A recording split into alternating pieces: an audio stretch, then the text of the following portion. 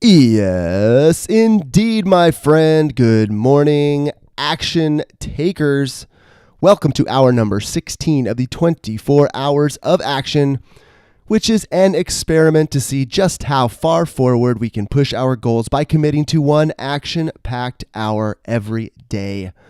As you probably know by now, for 24 consecutive days, I am dedicating exactly 1 hour to my goal of creating consistent, valuable content across a variety of platforms.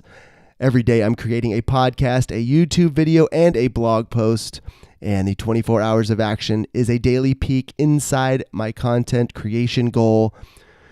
The emphasis, my friend, is on consistency, action. The emphasis is not on perfection, my friends. So here we are on day number 16.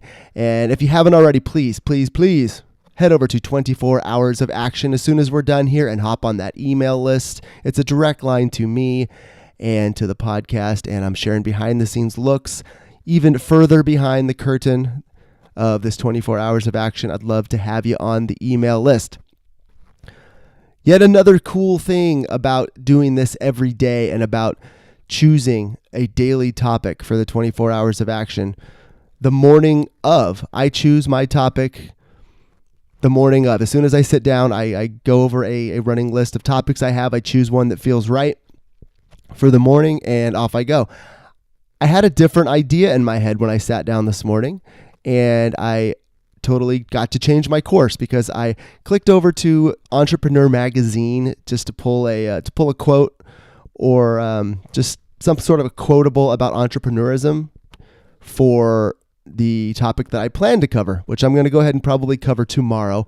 But the quote, which I'll read to you in just a second, actually kind of caused me to change course and write a different blog post and just go on a different topic altogether for this morning. So the quote was this from an article written yesterday in Entrepreneur magazine. Successful people do things differently. If you study those who excel in business, you'll find a whole litany of common characteristics. These traits help put them on a path to success by creating positive habits, and successful people dare to dream. They dare to venture outside their comfort zone, and they push themselves and those around them to new heights. And that's the end of the quote from Entrepreneur magazine. And it got me thinking about entrepreneurism in general, and specifically some things that weren't mentioned in that quote that I also attribute to successful entrepreneurs. Successful entrepreneurs identify the people that they want to serve, and they listen to those people. They listen to their pains, they listen to their problems, and they create products and services to ease the pains and solve the problems. Entrepreneurs are creative and they're innovative problem solvers. They think differently. They don't follow the crowd. A steady paycheck is not the end-all be-all of life, and a gold watch at 65 years old is never, ever their goal. Obviously, there's a lot more to it, and I don't mean to oversimplify the entrepreneurial journey or suggest that somehow it's easy, because it's not. The reason I bring this up is to contrast the full-fledged entrepreneurial journey with the way bigger, more bureaucratic business, especially civil service, and the way business is done within those organizations. I work for a very large organization, and I rarely, if ever, see the entrepreneurial spirit at work or see even the most basic entrepreneurial principles enter into the conversation at any point. It's all about waiting for the next project and making sure there's enough money coming in so we can cover our paychecks. And then the work comes in, we do the work, we get paid, we go home. And at least organizationally, fundamentally, there's no, or at least very little incentive for innovation, for that entrepreneurial spirit of being able to identify problems and create creative solutions that people are willing to pay for and pay a lot for in some cases if you can solve a big problem. I'm not bringing this up to complain. That's not the point here. I'm pointing this out really as an opportunity.